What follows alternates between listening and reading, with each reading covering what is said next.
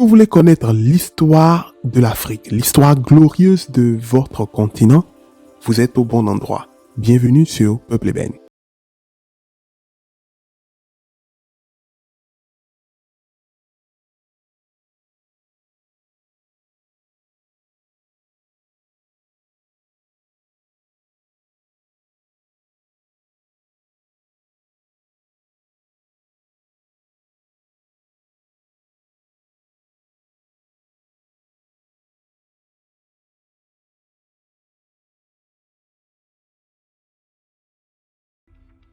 Salut ma Africa Lovers, j'espère que vous allez bien. Pour un retour bien mérité sur l'origine des empires africains, parce que oui, j'ai décidé de revenir sur l'origine de certains empires africains, nous nous penchons sur l'histoire de l'un des empires africains que l'on évoque peu, mais dont l'histoire est la plus longue de tous les empires africains. Avec l'histoire de cet empire, on comprend mieux le commerce de l'Afrique subsaharienne avec l'Afrique du Nord et le reste de l'Europe, mais aussi l'histoire de l'esclavage à l'échelle internationale qui a utilisé les routes du désert et nourri les pouvoirs projecteurs. Le Kanem-Bornou est un État africain fondé par les Kanouris, un mélange de peuples du sud du Sahara et de berbères du nord. Le Kanem a duré 1000 ans, du 9e siècle au 19e siècle. Il a regroupé plusieurs parties de pays africains de l'Ouest et du Centre, tels que le Niger, le Nigeria et le Cameroun, mais aussi de l'Afrique du Nord, tels que la Libye. Renommé pour son commerce transsaharien, l'empire du Kanem-Bornou a dominé le bassin du lac Tchad et a été la première entité politique subsaharienne à adopter l'islam au XIe siècle. La taille du Kanem-Bornou a dramatiquement changé à travers les siècles. L'empire a initialement été créé au IXe siècle, à l'est du lac Tchad, à Kanom, par les Kanembou, habitants du Kanem.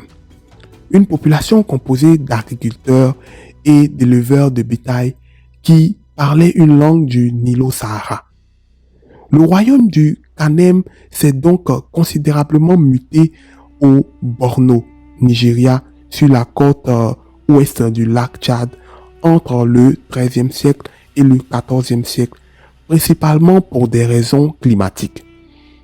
Le peuple Kanembou a graduellement migré au Borno pour se mixer avec les populations locales et donner naissance à une langue plus évoluée, le Kanouri. Le centre de gravité du royaume va aussi changer et Bini Ngazagarmo dans le Borno va progressivement remplacer Ndjimi dans le Kanem comme la capitale du royaume. À cause de ses succès militaires d'ailleurs, l'empire atteindra son apogée territorial au début du XVIIIe siècle et va dominer les territoires situés dans l'actuelle Libye, le Tchad, le Niger, le Cameroun et le Nigeria. Le nom de Kanem-Bornou, en plus, se réfère à la période historique où l'empire dominait toute la région du lac Tchad. Un de ses principaux rois responsables de cette expansion était Idriss, connu sous le nom de Idriss Alouma, qui en tant que soldat lui-même a réorganisé l'armée du Borno et s'est assuré de tirer avantage de ses contacts de l'autre côté du Sahara au XVIe siècle.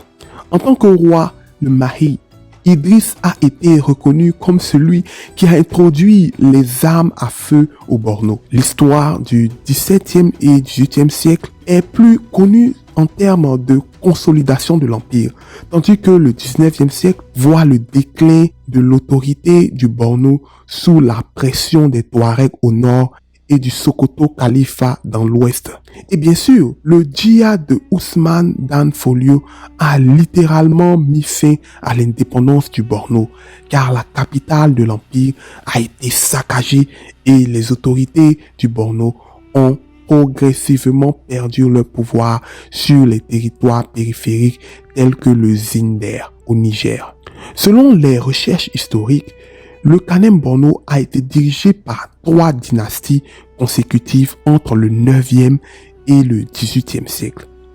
La première dynastie était les Dougouas, une aristocratie qui choisissait le roi dans leur rang. La deuxième dynastie après les Dougouas était les Saifawas, qui ont propulsé l'agrandissement de l'empire et ont dirigé l'empire pendant presque 900 ans. La troisième dynastie qui a remplacé les Saifawas était les Kanemis au 19e siècle. Entre le 9e et le 14e siècle, le premier empire du Kanem-Borno était une association disparate de territoires et de populations dirigée par un roi. Au 14 et 15e siècle, les Saifawas ont réorganisé l'empire, ce qui a évité des conflits internes et centralisé le pouvoir. Idriss Alouma était certainement un Saifawas. Le commerce transsaharien nous permet de comprendre l'importance stratégique de l'empire dans la région, étant donné qu'il était situé dans une zone de route commerciale entre le nord de l'Afrique et l'Afrique subsaharienne. Les routes transsahariennes étaient d'une importance capitale pour l'empire car le commerce était pour lui sa principale source d'enrichissement et le symbole de son pouvoir. En effet, le commerce des biens et surtout des esclaves permettait à l'empire d'acquérir des armes à feu et des chevaux pour son armée, mais aussi et surtout des biens manufacturés venant d'Europe et souvent d'Asie. Ce commerce transsaharien nous ouvre les yeux sur la pratique même de l'esclavage ancien dans cette région. Certains estiment l'existence de ces routes commerciales et même de l'esclavage transsaharien jusqu'à 500 ans avant notre ère. Mais Borno était plus qu'une puissance militaire, c'était aussi un hub commercial et un centre culturel islamique où les étudiants musulmans désiraient venir étudier. Après sa conquête par le Maroc en 1893, après presque une dizaine d'années de guerre, le Kanem-Borno a été colonisé par les Anglais et les Allemands. La plus large partie, avec une nouvelle capitale, Maïdougouri, devient une province de la colonie britannique du Nigeria, pendant que la section allemande devint une partie du Cameroun jusqu'à la Première Guerre mondiale. La colonisation indirecte instituée par les Britanniques a été conçue au Nigeria et le Borno avec le Sokoto sont devenus des archétypes africains de royaumes que le colon a voulu intégrer dans son projet colonial. Le commerce transsaharien a été réduit et l'esclavage progressivement aboli. Le Borno est devenu une région pauvre de l'actuel nord du Nigeria dont la capitale est Lagos dans le sud. Depuis donc les années 60, le Borno est devenu une périphérie du Nigeria indépendant. Son niveau de pauvreté et son manque d'infrastructures d'éducation est criard. En 1991, la politique de fragmentation implémentée par le gouvernement du Nigeria a fini par diviser la région en deux régions, le Yobe et le Borno. Le Borno est devenu tristement célèbre à cause de la secte terroriste du Boko Haram qui sévit dans la région. Voilà donc, chers amis, l'histoire de l'empire du Kanem-Borno. Si cette vidéo vous a instruit, n'oubliez surtout pas de vous abonner, de partager, de commenter et surtout d'activer la cloche de notification pour plus de vidéos éducatives sur Peuple Eben. Sur ce, je vous dis à